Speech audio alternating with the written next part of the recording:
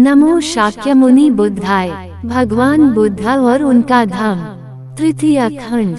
बुद्ध ने क्या सिखाया, भाग तीसरा। धम्म क्या है। वीडियो क्रमांक 1। आइए इस वीडियो में देखते हैं। जीवन की पवित्रता बनाए रखना धम्म है।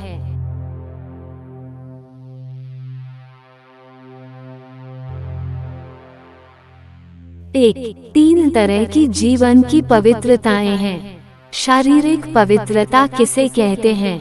एक आदमी जीव हिंसा से विरत होता है, चोरी से विरत होता है, काम मिथ्याचार से विरत होता है, इसे शारीरिक पवित्रता कहते हैं। वाणी की पवित्रता किसे कहते हैं। एक आदमी झूठ बोलने से विरत रहता है। मानसिक पवित्रता किसे कहते हैं। एक भिक्षु जब काम छंद से ग्रस्त रहता है तो वह जानता है कि मुझ में काम छंद है। यदि वह काम छंद से ग्रसा नहीं रहता तो वह जानता है कि मुझ में काम छंद नहीं है।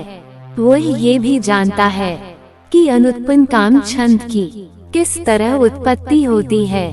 वह ये भी जानता है कि उत्पन्न काम छंद का कैसे उच्छेद होता है, और वह ये भी जानता है कि किस तरह भविष्य में काम छंद उत्पन्न नहीं होता। यदि उसमें व्यापाद होता है तो वह जानता है कि मुझ में व्यापाद द्वेष है। वह इसकी उत्पत्ति विनाश को भी जानता है, और यह भी जानता है कि भविष्य में किस प्रकार इसकी उत्पत्ति नहीं होती यदि उसमें स्त्यान वृद्धा।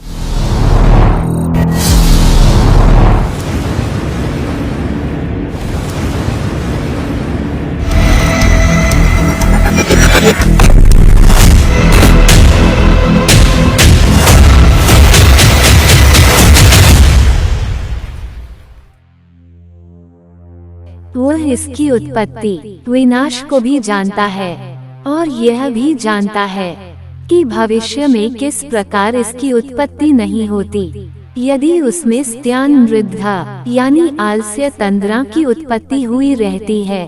तो वह जानता है कि स्त्यान वृद्धा उत्पन्न है।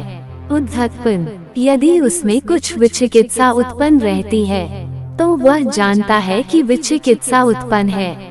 वह ये भी जानता है कि किस प्रकार इसका विनाश होता है और किस प्रकार भविष्य में इसकी उत्पत्ति नहीं होती। यही मानसिक पवित्रता कहलाती है। जो शरीर, वाणी और मन से पवित्र है, निष्पाप, स्वच्छ और पवित्रता से युक्त है, उसे लोग निष्कलंक नाम से पुकारते हैं। 2. पवित्रता 3 तरह की है। शरीर की पवित्रता, वाणी की पवित्रता तथा मन की पवित्रता। शरीर की पवित्रता किसे कहते हैं। एक आदमी जीव हिंसा से विरत रहता है, चोरी से विरत रहता है, काम मिथ्याचार से विरत रहता है, ये शरीर की पवित्रता है। वाणी की पवित्रता किसे कहते हैं। एक आदमी झूठ बोलने से विरत रहता है, व्यर्थ की बातचीत से विरत रहता है, ये वाणी की पवित्रता कहलाती हैं। मन की पवित्रता किसे कहते हैं। एक आदमी ईर्ष्यालु नहीं होता और सम्यक दृष्टि रखता है, यह मन की पवित्रता है। ये 3 तरह की पवित्रताएं हैं। 3. ये 5 तरह की दुर्बलताएं हैं जिनसे साधना में बाधा पहुंचती है। कौन सी 5? जीव हिंसा, चोरी, काम मिथ्याचार, झूठ और नशा पैदा करने वाली शराब आदि नशीली चीजों का ग्रहण करना। ये 5 तरह की दुर्बलताएं हैं जिनसे साधना में बाधा पड़ती हैं। जब साधना की ये 5 बाधाएं दूर हो जाती है तो 4 स्मृति उपस्थानों की उत्पत्ति होनी चाहिए। एक भिक्षु काया के प्रति कायानुपश्ना करता हुआ विहार करता है, प्रयत्नशील, ज्ञानवान, स्मृतिमान और लोक में विद्यमान, लोभ तथा दौर्मनस्य को काबू में किए हुए। वह वेदनाओं के प्रति वेदनानुपशी हो विहार करता है। वह चित्त के प्रति चित्तानुपशी हो विहार करता है। वह चित्त में उत्पन्न होने वाले विचारों के प्रति धम्मानुपशी हो विहार करता है। प्रयत्नशील, ज्ञानवान, स्मृतिमान और लोक में विद्यमान लोभ तथा दौर्मस्य को काबू में किए हुए। जब साधना की ये 5 बाधाएं दूर हो जाती हैं तो 4 स्मृति उपस्थानों की उत्पत्ति होनी चाहिए। 4 ये 3 घात है, शील घात, चित घात और दृष्टि घात। शील घात क्या है?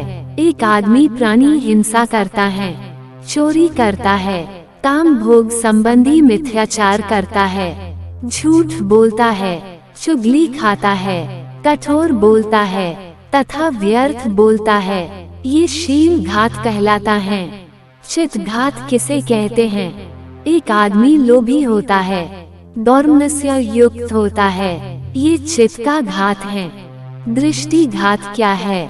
यहाँ कोई आदमी इस प्रकार की गलत धारणा या मिथ्या दृष्टि रखता है कि दान देने में, त्याग करने में, परित्याग करने में कोई पुण्य नहीं, भले बुरे कर्म का कुछ फल नहीं होता। न ये लोक है और न परलोक है, न माता है, न पिता है और न स्वोत्पन्न प्राणी है। लोक में कोई ऐसे श्रमण ब्राह्मण नहीं है जो शिखर तक जा पहुँचे हों, जिन्होंने पूर्णता लाभ की हो, जिन्होंने अपनी ही अभिज्ञा से परलोक का साक्षात्कार किया हो और जो उसकी घोषणा कर सकते हो। भिक्षुओं, ये दृष्टिघात है। भिक्षुओं, ये शील घात के, चित घात के और दृष्टि घात के ही कारण ऐसा होता है कि मरने के अनंतर प्राणी दुर्गति को प्राप्त होते हैं। ये 3 दृष्टि घात हैं। भिक्षुओं, ये 3 लाभ हैं। कौन से 3? शील लाभ, चित लाभ तथा दृष्टि लाभ। शील लाभ क्या है? एक आदमी प्राणी हिंसा से विरत रहता है, कठोर बोलने से विरत रहता है और व्यर्थ बोलने से विरत रहता है। ये शील लाभ हैं। चित लाभ क्या है? एक आदमी न लोभी होता है और न दौर्मस्य युक्त होता है, ये चित लाभ हैं। और दृष्टि लाभ क्या है? यहाँ कोई आदमी इस प्रकार की गलत धारणा, मिथ्या धारणा नहीं रखता है कि दान देने में, त्याग करने में, परित्याग करने में कोई पुण्य नहीं, भले बुरे कर्म का कुछ फल नहीं होता। न ये लोक है और न परलोक है, न माता है, न पिता है और न स्वोत्पन्न प्राणी है। लोक में कोई ऐसे श्रमण ब्राह्मण नहीं है जो शिखर तक जा पहुँचे हों, जिन्होंने पूर्णता लाभ की हो, जिन्होंने अपनी ही अभिज्ञा से परलोक का साक्षात्कार किया हो और जो उसकी घोषणा कर सकते हों। भिक्षुओं, ये दृष्टि लाभ है।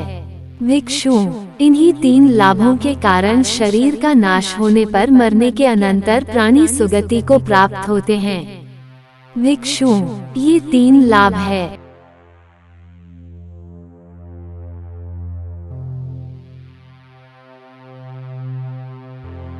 अगले वीडियो में देखेंगे जीवन में पूर्णता प्राप्त करना धर्म है।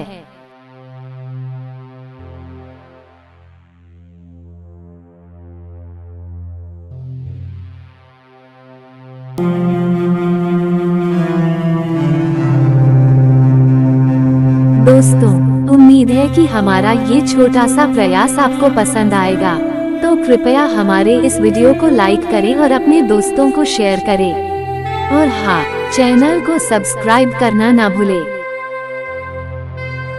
धन्यवाद।